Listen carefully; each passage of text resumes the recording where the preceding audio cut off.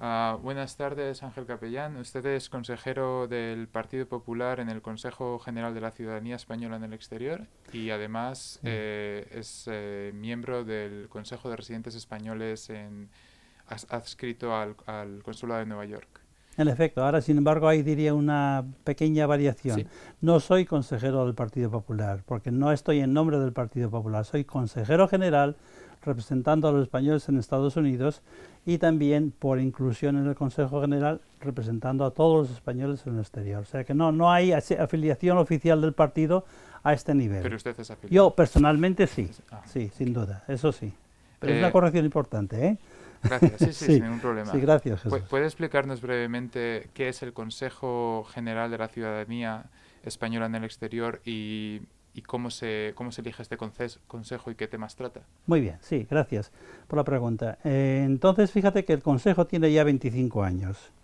Se crea en 1987-88 por un Real Decreto y una orden ministerial. No, Real Decreto, reglamento, la orden ministerial afectaba a los consejos de residentes. Y entonces son dos los organismos que se crean. Son organismos de representación de los derechos españoles en el exterior, son organismos consultivos y asesores. No pueden establecer normas, no pueden establecer leyes, pero sí pueden empujarlas. Y esa es la misión y la responsabilidad del Consejo. Y cuando se discuten, se aprueban normas en el Sí, Parlamento que afectan a los emigrados, ¿es necesario que pasen primero por el Consejo? no es necesario, pero sí deben, el Parlamento debe por obligación dar una oportunidad al Consejo General, porque para eso representa a este colectivo, para que se examinen, se vean y se puedan no consensuar, porque no tenemos derecho a consensuar, pero sí asesorar y aconsejar, ¿no? Y el ejemplo más importante de todo esto es lo que cuando tú creas oportuno, pues será la discusión de la ley electoral, sí. Pero bueno, entonces los CRES sí en efecto son a nivel local. En cuanto al Consejo, hay un procedimiento que funciona relativamente bien, ha ido mejorando a través de los años, pero fíjate que tiene niveles de acción que son importantes. El acto más importante, digamos, del año es el pleno del Consejo General. Ahí participan todos, es mucha gente la que se reúne porque el Consejo General tiene 41, perdón, consejeros que fueron elegidos por los CRES localmente en los consulados y que representan en principio a los españoles dentro del país. Pero claro, en definitiva, cuando se hacen ya miembros del Consejo, representan a todos los españoles. O sea que bien. Después tienen las reuniones de las comisiones delegadas, cada una con un tema específico, derechos civiles, sociolaboral, educación, etcétera, etcétera, jóvenes y mujeres. Y usted, por ejemplo, decía, yo soy afiliado a un partido, pero represento a los españoles en En los general. Estados Unidos y en ¿Esto general a sucede todos, sí. con otros de los consejeros? Normalmente sí, esa es la meta y siempre nos proponemos que esa debe ser la meta, que en definitiva las consideraciones partidistas no son tan bienvenidas, o sea que vamos ahí a defender los derechos de todos los Y sin españoles. embargo, como las leyes se aprueban en el Parlamento, donde hay Sí, partidos políticos que a lo mejor tienen una vinculación más orgánica con su partido, ¿hay fluidez entre lo que propone el Consejo y la elaboración de sí, leyes por el Parlamento a bien. través de los partidos? Pues te diré, Jesús, que sí hay fluidez y sí hay superación de lo que sería partidismo en dos sentidos.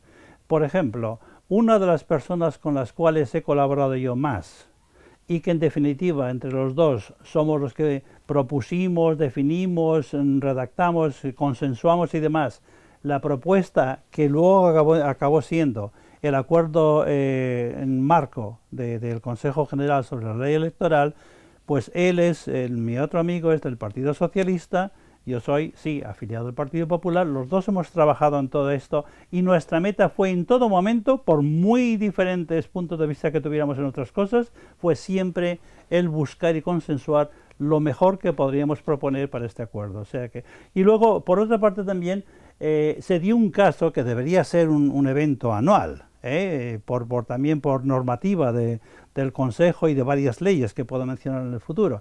Pero creo que en el 11 o el 12, tuvimos en la Comisión Permanente del Consejo tuvo una reunión con los 4 grupos parlamentarios en el Congreso de los Diputados. Cuando dice 4 grupos parlamentarios, ¿se Sí, refiere el al Partido Popular, el Grupo Partido Popular, Socialista? no, Grupo Popular, porque son grupos perdone, parlamentarios, sí. sí. Grupo Popular, Grupo Socialista, Izquierda Unida y... no, 3 entonces, perdón. No, el Grupo Mixto. Convergencia y Unión y... No, los grupos pequeños ya no había oportunidad, no. Entonces tuvieron esta reunión en el 2012. En el Parlamento mismo. ¿Y ha sido la única reunión que han tenido en esta legislatura? Ha sido la única. ¿Y hablaron de voto en esa sí, reunión? por supuesto. Se les presentó documentos y lo que no más nos preocupaba, en definitiva, eran primero la ley electoral, segundo la representación parlamentaria, tercero la nacionalidad y luego pues otras cuestiones también de beneficios sociales, sí. ¿Y los grupos parlamentarios se comprometieron a cambiar la ley de Se voto comprometen rogado? a todo, te prometen el cielo y la tierra y luego no te entregan nada, lamentablemente. Y no lo siguen, que es el problema, ¿no? Sí. Y en la redacción de la ley orgánica que regula el voto exterior, sí. el voto exterior, sí. ¿Participaron en lo que es la redacción? ¿Participaron personas que estaban viviendo en el exterior? Esa es buena pregunta porque yo creo que es importante que veamos un poquitín la historia y por lo menos con algunas referencias importantes. La Comisión Constitucional del Congreso, que se creó para hacer esa renovación y esa reforma de la ley electoral, pues creo que se estableció por allá en el 2009 o cosas así, no estoy seguro del todo. Pero en el 2010 estaba ya plenamente activa, éramos conscientes de que existía y estaba trabajando en ello, y tratamos de ejercer nuestro derecho, digamos, el Consejo General y las comisiones delegadas, especialmente la Comisión de Derechos Civiles, para que nos oyeran, nos escucharan y que pudiésemos dialogar sobre lo que nosotros consideramos que debía ser esa ley electoral.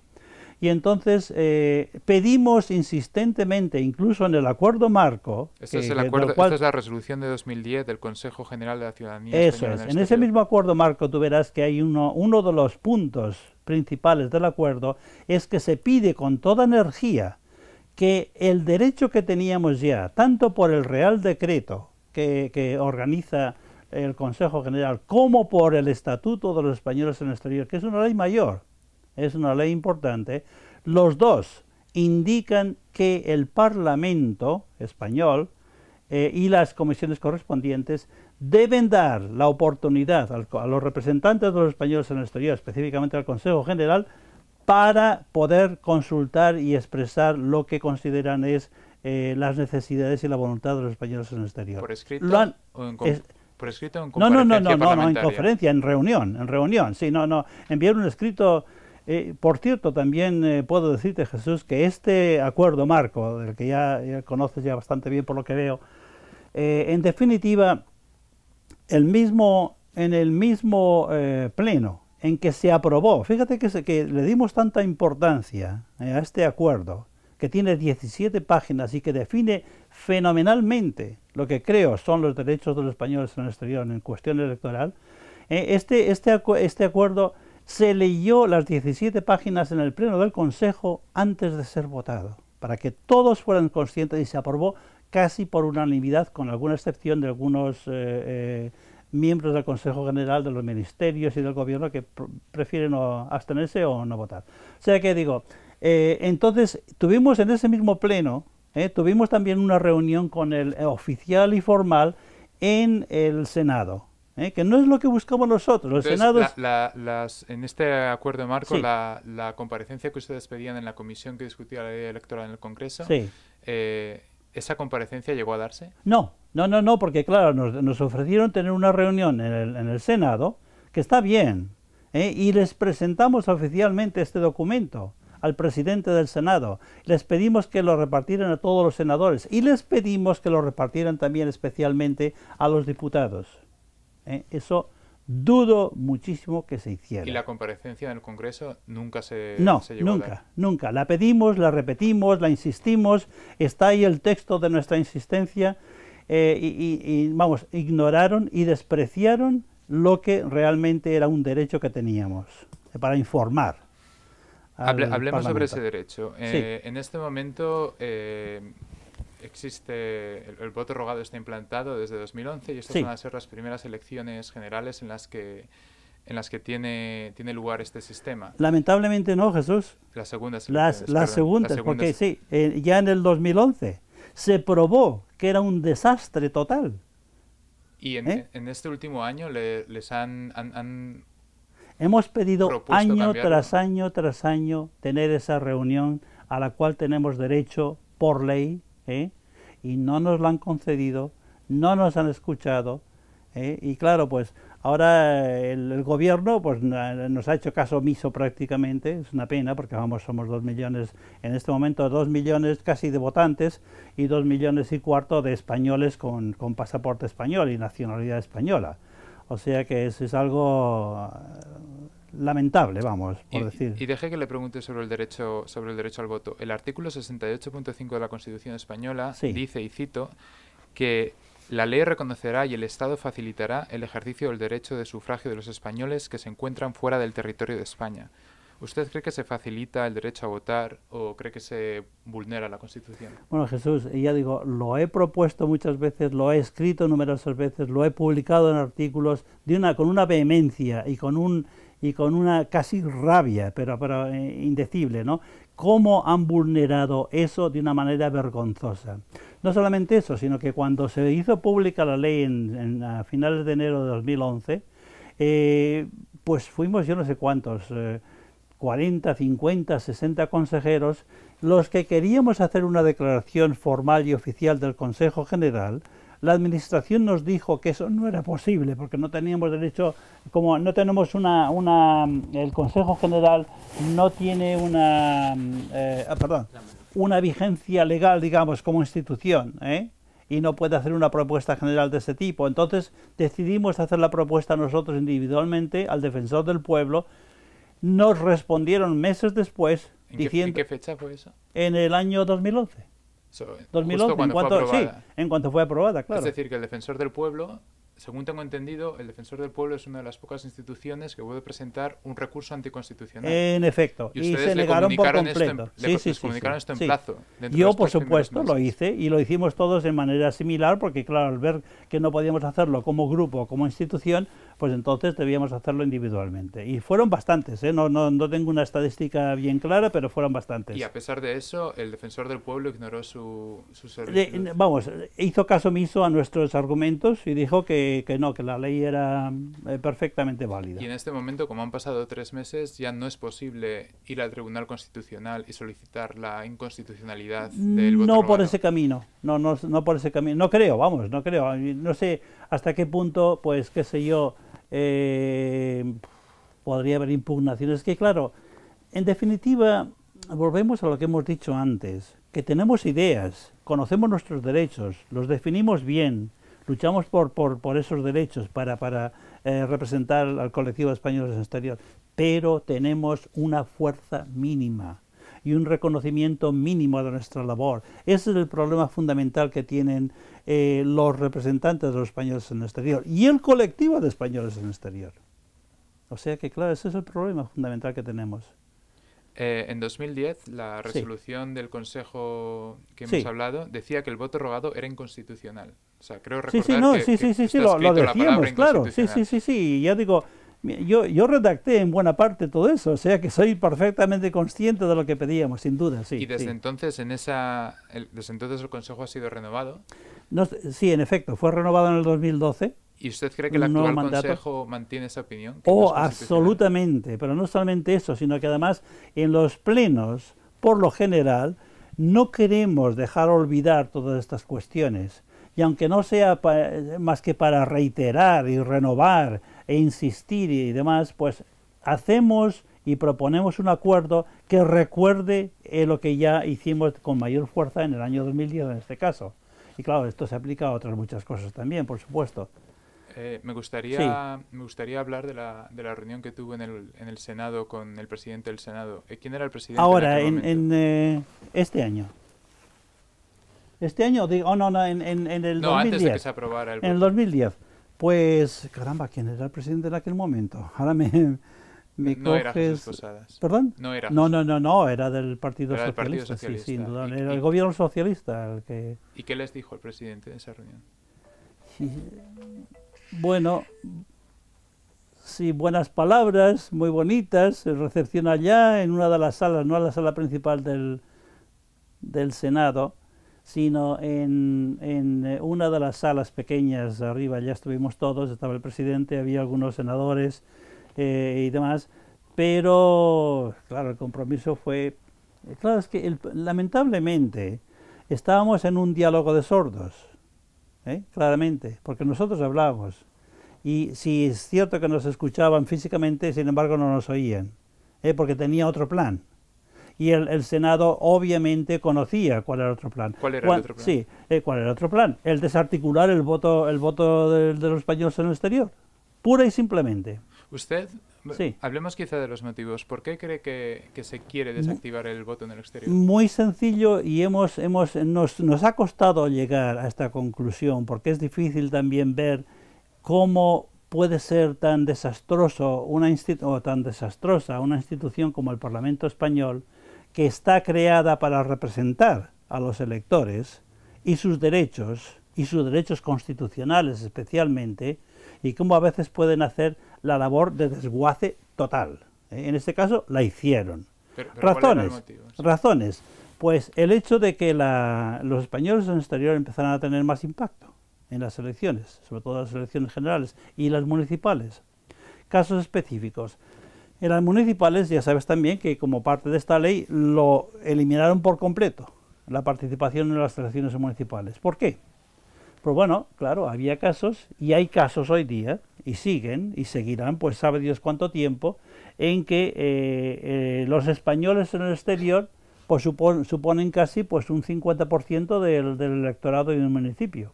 En pueblos pequeños, en Galicia, por ejemplo. Pequeños o medianos, Pero claro, hay un número tan grande de gallegos en el exterior, porque sí es en Galicia especialmente, obviamente, casi exclusivamente diríamos, pues que claro, pero bueno, sin embargo, primero, esos son españoles.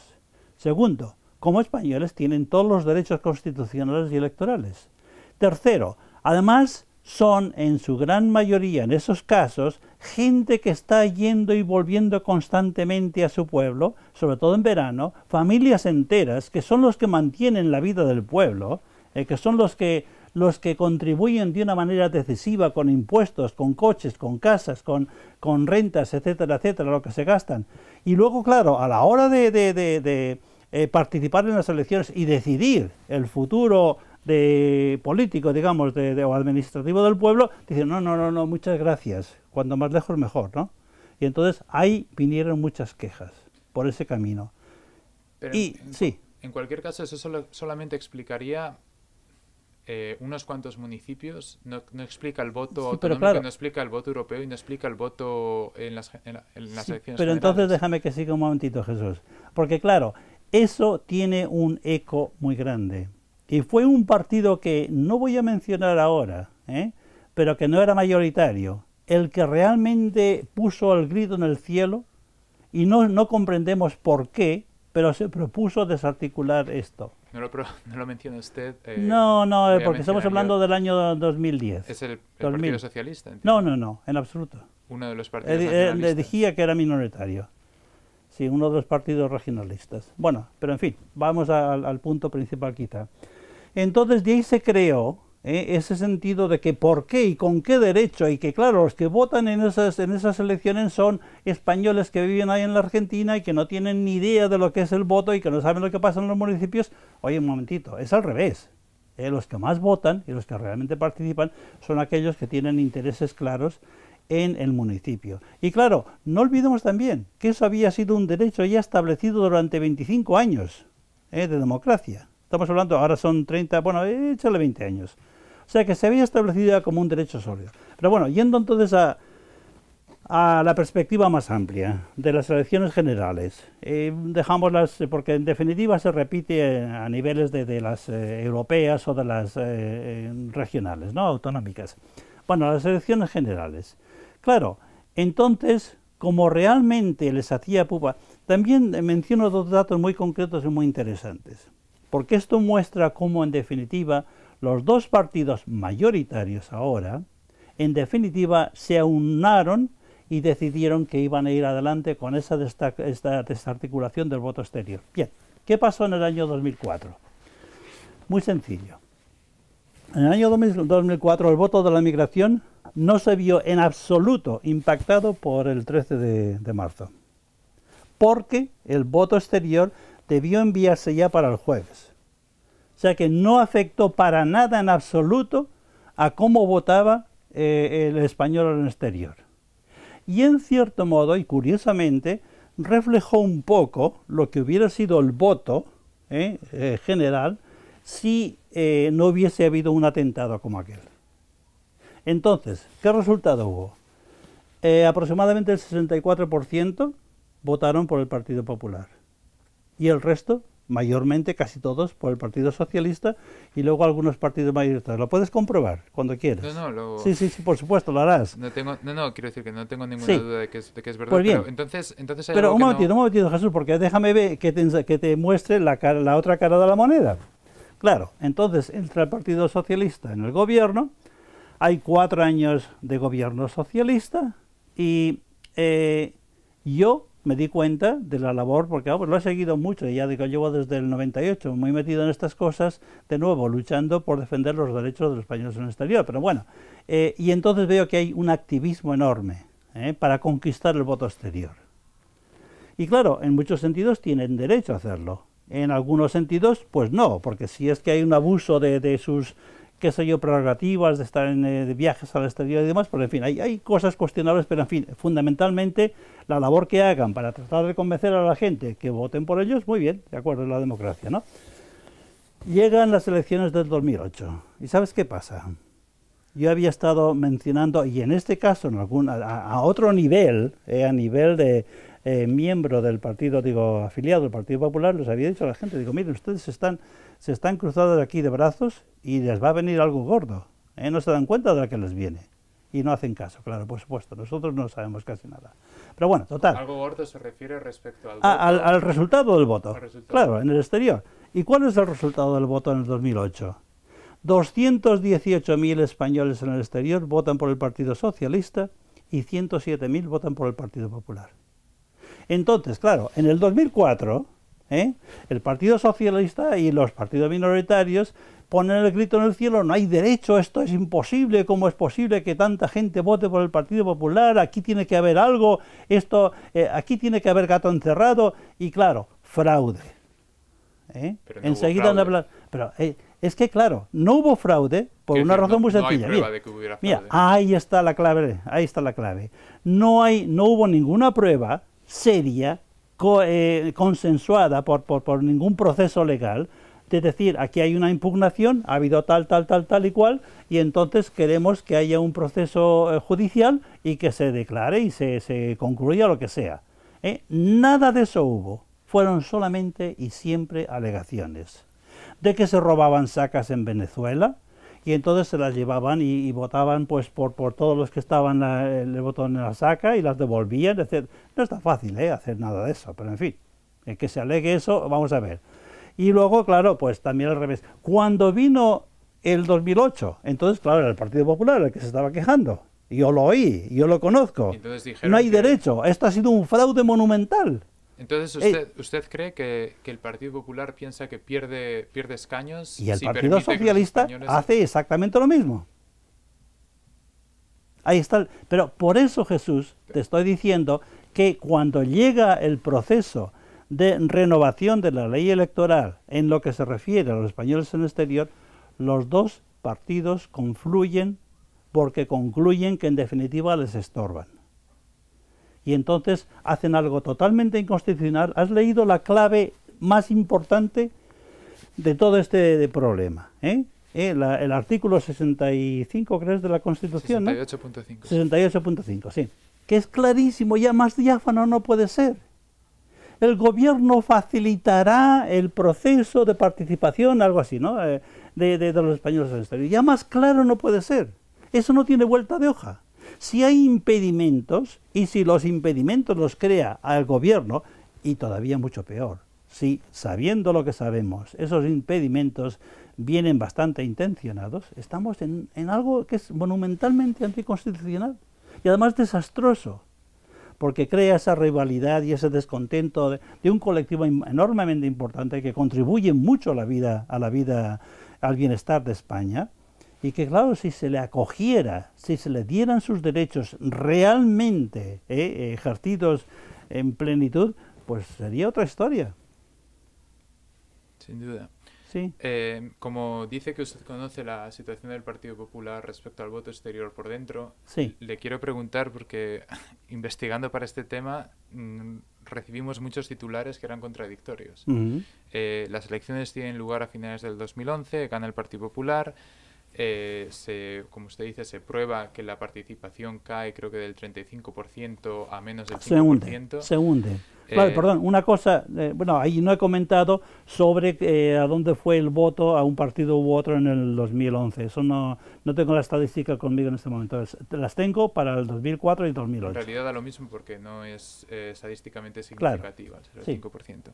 Entonces, quería mencionarle una serie de titulares y ver si usted puede explicarnos qué sucede dentro del Partido Popular respecto al voto exterior.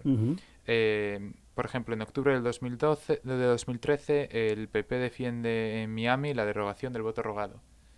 Creo que es una información ¿Es el PP o fue el delegado del Partido Popular para el exterior?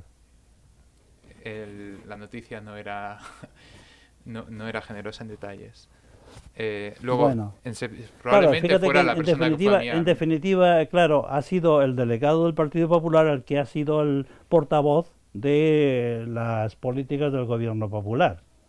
O sea que... En septiembre del 2014, el PP rechaza eliminar el requerimiento de voto rogado para los emigrantes mientras no haya una alternativa. Sí. Creo que es una noticia de una declaración del Congreso. Y Sí. luego ya en año electoral, en enero del 2015, el Congreso acuerda revisar el voto rogado a proposición del Parlamento gallego. Sí, pero claro, todo eso, sí, te escucho, para sí, ir de una cosa u otra. te escucho. Y indudablemente, vamos, también te voy a decir una cosa importante, y la clarifico aquí, aunque sea en televisión y aunque fuera en televisión española lo diría también. Yo soy afiliado del Partido Popular y lo he seguido y seguiré siéndolo. Pero sin embargo no soy una persona del beneplácito del Partido Popular, porque digo las cosas bastante claras y con fuerza, y sea lo que sea, si son justas y si le benefician al partido, muy bien. Pero si son justas y no le benefician al partido, lo va a decir de una manera igual y con la misma fuerza. O sea, que ten en cuenta eso, ¿eh? Ya digo, nunca me he presentado como portavoz del Partido Popular, y ya ves que aunque afirmo mi pertenencia al mismo, no acepto que represente, incluso mi posición no representa al Partido Popular. Ese es el problema, porque representa a los españoles en el exterior y representa sus derechos. Y he luchado por eso, sea quien sea. Así que digo, no, lamentablemente lo que sí puedo decir, y clarísimamente, no tengo, además, he estado en muchas ocasiones, a veces no tengo tiempo para escribir todo lo que quisiera escribir, pero he iniciado artículos bastante fuertes, ¿no?, en este sentido.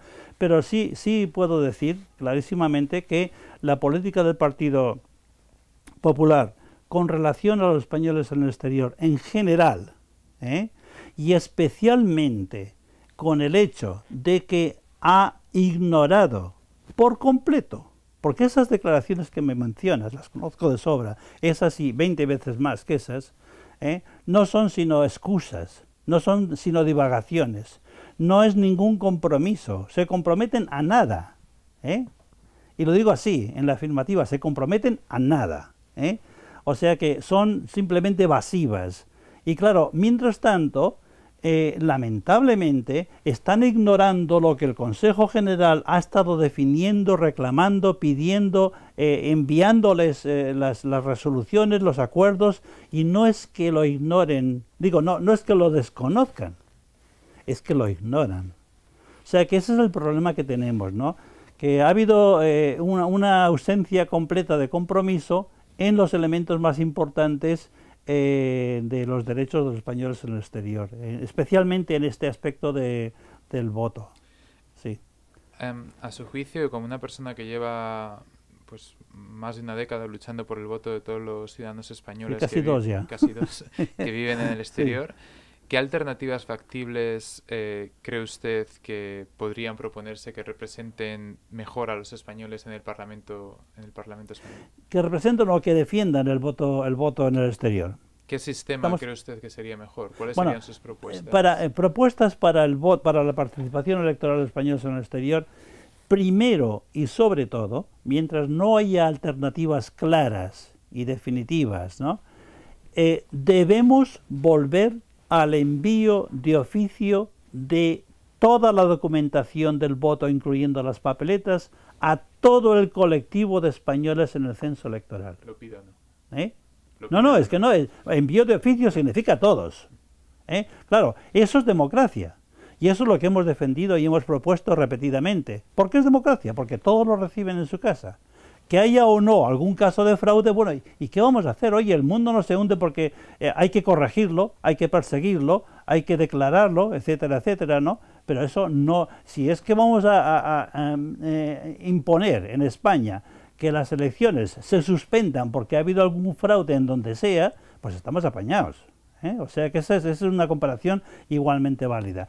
Pero entonces, una mejora y un cambio que sí propusimos ya, incluso en este acuerdo que tienes en mano, es que sí se podía mejorar la transparencia y la validez del voto exterior por correo, sí se exigía que con la devolución del voto, que con el voto efectivo, se presentara una fotocopia del pasaporte, del DNI o de un permiso del consulado o un documento que fuera aceptado como válido. O sea que eso sí, obviamente, ya quitaba muchas, pero es que claro, no estaban interesados en nada de eso. ¿Y cree que además de facilitar que se pueda ejercer el voto, es necesaria una circunscripción exterior? Absolutamente. Mira, en el 1998 es cuando yo me presenté en el primer pleno del Consejo General.